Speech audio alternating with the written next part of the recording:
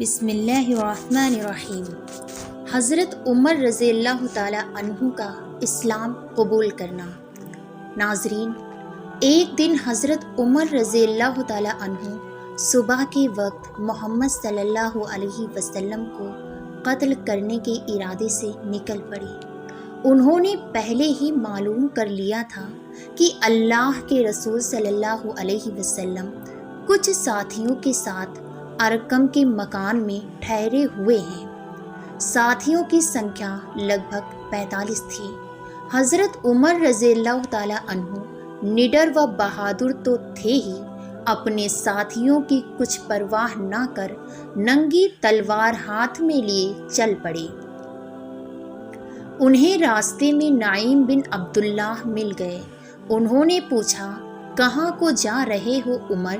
محمد کا قصہ پاک کرنے جا رہا ہوں، عمر بولے، اس لیے کہ یہی وہ ودھرمی ہے جس نے قریشیوں میں فوٹ ڈال دی ہے۔ ہمارا دھرم خطرے میں پڑ گیا ہے، وہ ہمارے دیوتاؤں کو برا بھلا کہتا ہے، میں آج اسے قتل کر کے ہی چین لوں گا۔ حضرت نعیم نے کہا، خدا کی قسم عمر، تم اپنے آپ کو دھوکہ دے رہے ہو۔ کیا تم یہ سمجھتے ہو کہ اگر تم نے محمد صلی اللہ علیہ وسلم کو قتل کر دیا تو عبد مناف کے ونش والے تمہیں اکڑتا پھرنے کے لیے زمین پر چھوڑ دیں گے؟ ایسا کبھی نہیں ہوگا، اور ہاں، پہلے جا کر اپنے گھر والوں کی خبر لو، پھر ان سے نپٹنا۔ عمر بولے، میرے گھر والے کون؟ نعیم نے جواب دیا، تمہارے بہنوئی اور چچیرے بھائی سعید بن زید اور تمہاری بہن فاطمہ بنت خطاب۔ وہ سب لوگ مسلمان ہو چکے ہیں اور محمد صلی اللہ علیہ وسلم کے دھرم کا پالن کرتے ہیں، جاؤ پہلے انہیں سمجھاؤ۔ ایسا سنتے ہی عمر کا غصہ بھڑک اٹھا۔ وہ فوراً اپنی بہن کے گھر پہنچے۔ اس سمے خباب بن ارت ہاتھ میں پوتر قرآن لیے سعید اور فاطمہ حضرت عمر رضی اللہ تعالیٰ عنہ کی بہن کو سورہ طٰہٰ پڑھا رہے تھے۔ حضرت عمر جیسے ہی دروازے پر پہنچے تو آہٹ پاتے ہی حضرت خباب ڈر کر گھر کے ایک کونے میں چھپ گئے اور قرآن کے حصوں کو حضرت فاطمہ نے چھپا لیا۔ حضرت عمر نے خباب کی آواز سن لی تھی۔ گھر میں گھستے ہی کہنے لگے، یہ کیا ہو رہا تھا؟ کچھ بھی تو نہیں، فاطمہ بولی۔ نہیں، خدا کی قسم عمر چنگھاڑے، مجھے معلوم ہو چکا ہے کہ تم دونوں نے محمد کا دھرم اپنا لیا ہے۔ اتنا کہہ کر وہ اپنے بہنوئی حضرت سعید پر جھپٹ پڑے اور ان کو مارنے لگے۔ بہن فاطمہ جب اپنے شوہر کو بچانے دوڑی تو عمر نے بہن کو بھی اتنا مارا کہ اس کے جسم سے خون بہنے لگا۔ پر دھنیہ ہیں وہ دونوں کہ اتنی مار پڑنے پر بھی انہوں نے اپنے دھرم کو چھپایا نہیں، صاف صاف کہہ دیا، ہاں عمر، ہم مسلمان ہو گئے ہیں اور اللہ اس کے رسول پر ایمان لے آئے ہیں، کر لو جو تمہارا جی چاہے۔ عمر جیسا بہادر انسان ان کی ہمت پر چکت رہ گیا اور ایک بار پھر سے سوچنے لگا، آخر محمد اپنے انویائیوں سے کیا جادو بھر دیتے ہیں اور اسلام میں وہ کیا آکرشن ہے کہ سہج کے لوگ اس اور کھنچے چلے جاتے ہیں۔ دیکھنا چاہیے محمد کیا کہتے ہیں۔ عمر نے نظریں اٹھا کر اپنی چھوٹی بہن کو دیکھا اور اس کے سر سے خون بہہ رہا تھا اور وہ ایک کونے میں بیٹھی سسک سسک کر رو رہی تھی۔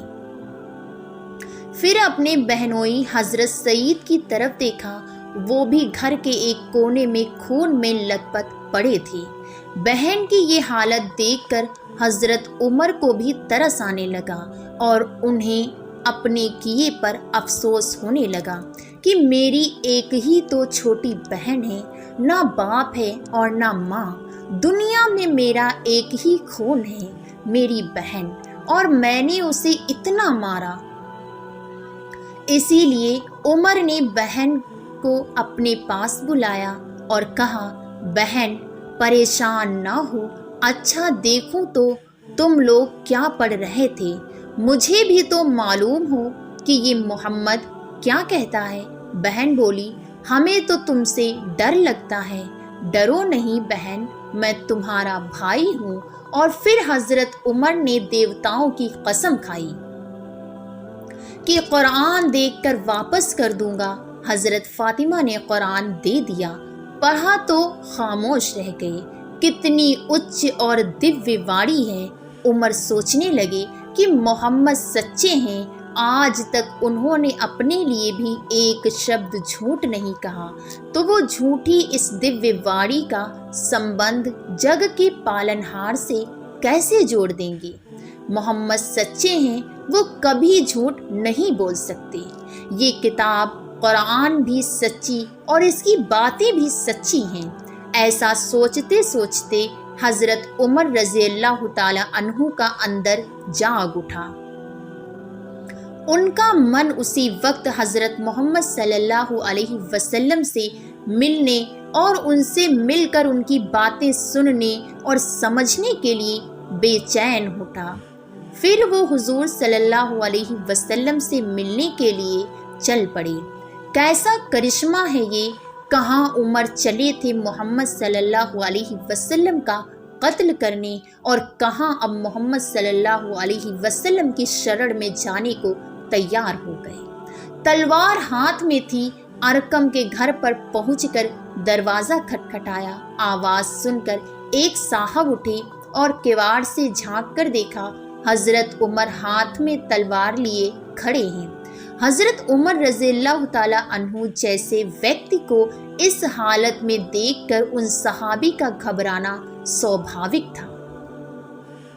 حضور صلی اللہ علیہ وسلم کے پاس لوٹ آئے اور آپ کو پوری بات بتا دی۔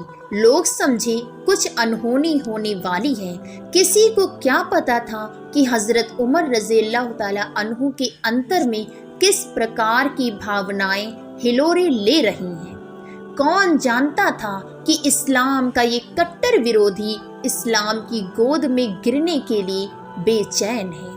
کون سمجھ سکتا تھا کہ کھلی ہوئی یہ تلوار محمد صلی اللہ علیہ وسلم اور آپ کے انویائیوں پر اب نہیں اٹھے گی؟ حضرت حمزہ نے جب دیکھا صحابہ اکرام حضرت عمر کے ہاتھ میں تلوار دیکھ کر ڈر رہے ہیں اور کوئی دروازہ نہیں کھول رہا ہے، تو حمزہ نے اپنی تلوار نکالتے ہوئے کہا، دروازہ کھول دو، اگر سکون سے اندر آتا ہے تو ٹھیک ہے، ورنہ اسی کی تلوار سے اس کی گردن اڑا دیں گے۔ حضرت حمزہ بہت بڑے بہادر لوگوں میں سے تھے اور جنگ میں کوئی ان سے جیت نہیں پاتا تھا۔ حضرت حمزہ نے دروازہ کھول دیا گیا اور حضرت عمر اندر آ کر کھڑے ہو گئے۔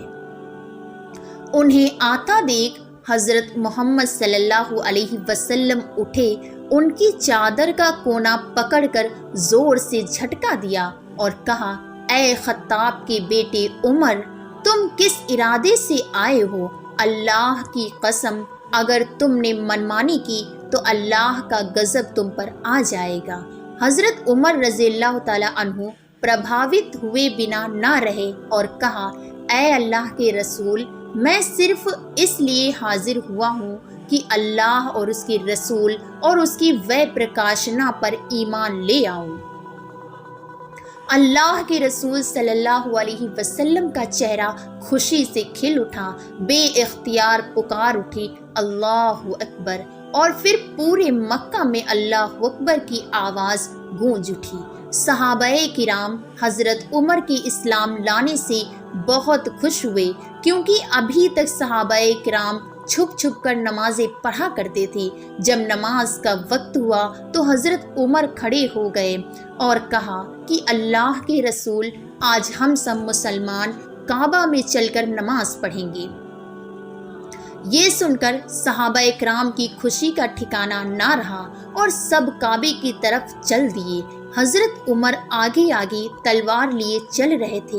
کعبے میں پہنچ کر سارے لوگ نماز پڑھنے کے لیے کھڑے ہو گئے اور حضرت عمر اپنی تلوار ہاتھ میں لے کر پیچھے کی طرف کھڑے ہو گئے اور مکہ والوں سے کہا، اے مکہ والوں، جس کو اپنے بچوں کو یتیم اور اپنی بیوی کو بیوہ کرنا ہو تو آئے عمر کا مقابلہ کرے۔